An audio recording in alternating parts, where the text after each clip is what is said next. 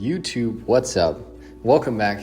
Today we are getting right into this cut.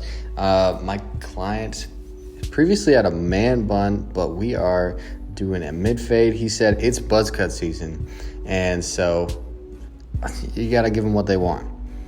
I'm here to give the people what they want, and so a buzz cut is just that. I'm starting off today with my number 6 guard. He's not entirely sure of what length he wants on the top. He just wants something that can grow out and can look kind of messy later on. And so we'll start him out with the number 6 and then go from there. What I want to do in this area is make sure that I'm holding a little bit of tension on the hair. A lot of times when you have a ton of hair on top, it can start to push the hair a little bit. And so I'm going to go ahead and just gently hold the hair up, make sure I have a little bit of tension, and then go from there. Now this is a brand new client. I've never cut him before, and I'm super excited. I always love dealing with first-time clients and getting that chance to kind of interact with a person, get to know them, and get the chance to impress them and give a look that they can feel super confident in and get the chance to really become their barber. When I started out in this industry, I focused mainly on just the technical aspect of what I did, but then I realized that really people love barbershops not just for the great haircuts that they receive, but just the experience in general. You're not just doing a haircut, and you're not just, in your home painting on a canvas. That's a form of art. Barbering is a form of art, and the difference between just painting and actually cutting hair is that you're providing an experience for a client, which is what I really love about this industry. Is it's so uniquely set apart from all the other art forms. You get to have the interaction, have the relationship, and share a lot of life with people. In this portion of the haircut, I've cleared out the top with my number 6 guard, and I'm just going to hit it in every direction. As you can see, because he's had the man bun for so long, his hair is kind of sticking back, and I can see it's kind of parting in different directions. And so I want to make sure I hit it from every angle, and also make sure that I'm doing multiple passes just in case there's anything that I've missed with my clipper work. Now, after I've dusted him off a little bit, I asked him to see what he thinks, and he's like, yeah, it's all right, but could you bring it a little bit lower, please? I said, sure, man, no problem. I'm here to serve. And so what do? I comb it down, let him take a look, and I will go ahead and hit him with the number 4. And so it's going to be a 1/2 inch on top. And same process as before, just going against the grain, being very thorough, combing down every section. Once I make my pass with my clipper, and just do that on all areas of the head. One thing that's important to remember is that the way the client comes into the shop is not necessarily how they want to wear their hair all the time. And so since we're doing a buzz cut, his hair is going to be laying forward after he takes a shower, after he washes it out. And so towards the end of this haircut, I'm going to wet it down and then just brush it all forward so I can make sure that it's styled the way I want it to look every day for my client. All right, next up is our debulking process. And so we are going to keep a little bit more of a squared look. We want it to look really full on top. And so I'm using my 3 guard all the way open and just debulking the sides. I usually don't like to start all the way at the bottom just because I know that my trimmer is going to take down everything that's underneath that point. And so I'm just starting usually right at the temple area or a bit above the temple area where his corner starts, and then I'll make my way into the parietal ridge, which is where the client's skull starts to round out. And so I can develop and start to build some shape and create a little bit more gradients, a little bit more darkness towards the top. And then I go in with my 2 guard open, and I'm lightening up everything that's right underneath the parietal ridge. And so here, wherever I stopped with my 3 guard, I want to maybe go a half inch below that, a half inch to an inch below that, just to make sure that I'm not flicking up too high or creating another guideline towards the top. Next up, I'm going in with my lever open. I like to do this when I'm dealing with hair that's already been debulked and it's not super full on the sides, because I can create 2 guidelines for myself. The bottom portion of my lever open is going to be where my trimmer line starts, and the top portion is going to be where I start my 1 guideline. And it's also super helpful if you don't want to set in super hard guidelines.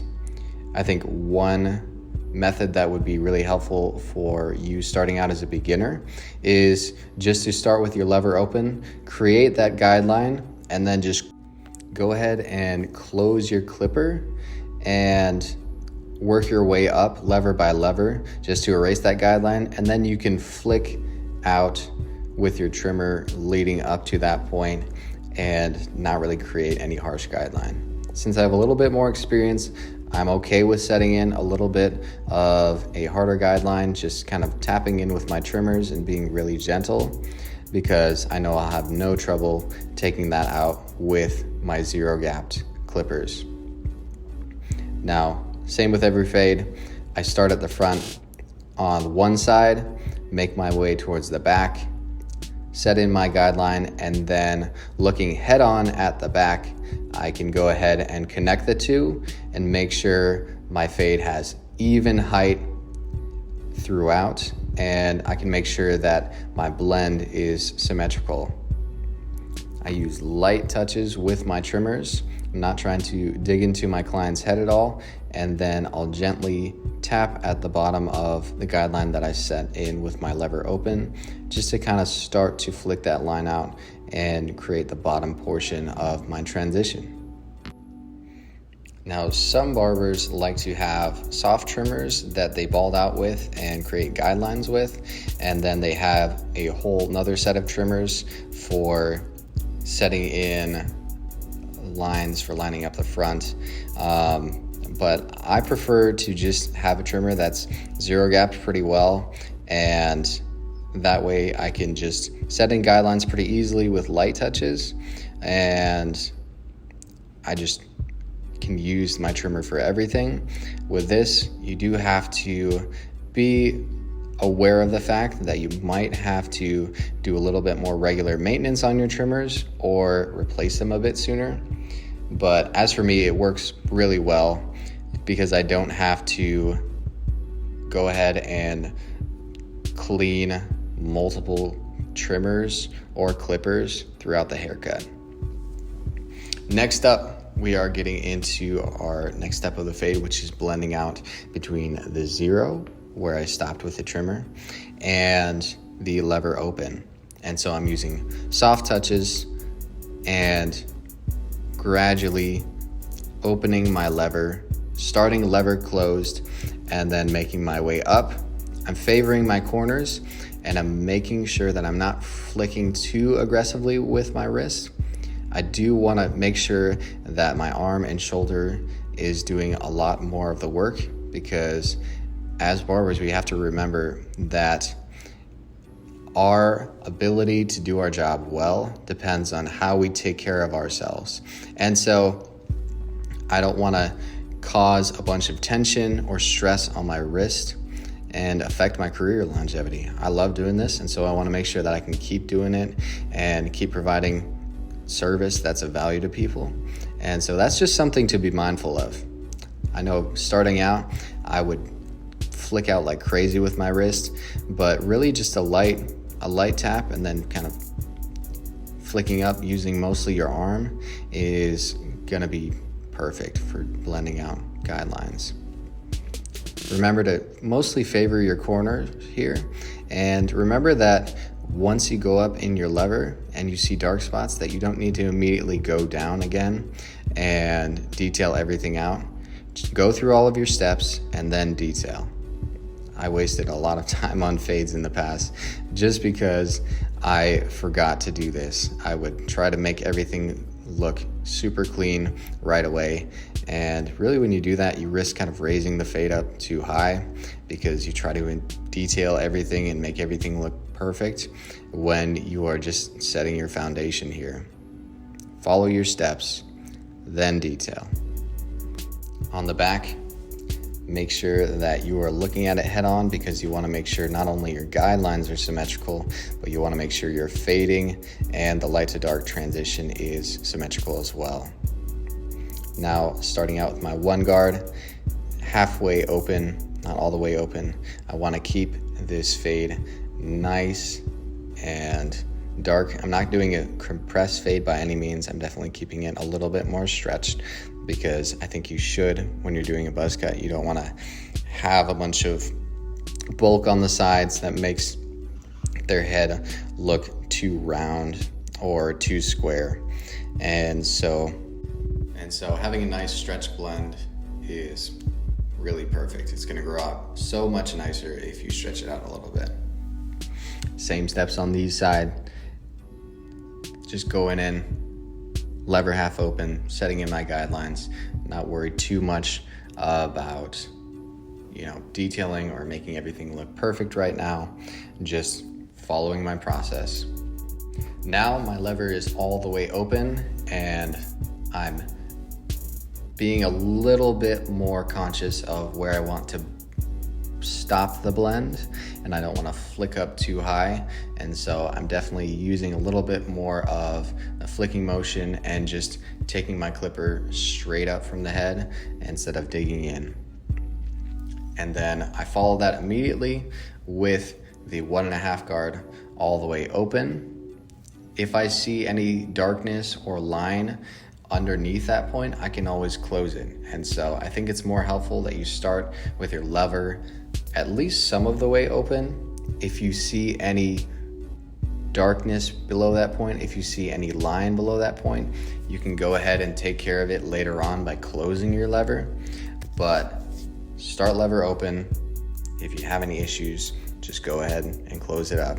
But if not, then you're gonna get a fade that has a lot more contrast, and you're gonna save yourself a lot more time not opening and closing your lever or going through all the notches in your lever. Remember that towards the top of the head, the blend is a little bit more forgiving because you can just take the clipper and just kind of flick straight up, and you don't have to do any precise detail work because the shape of the head is honestly going to create a lot of the darkness and the gradients in the fade here.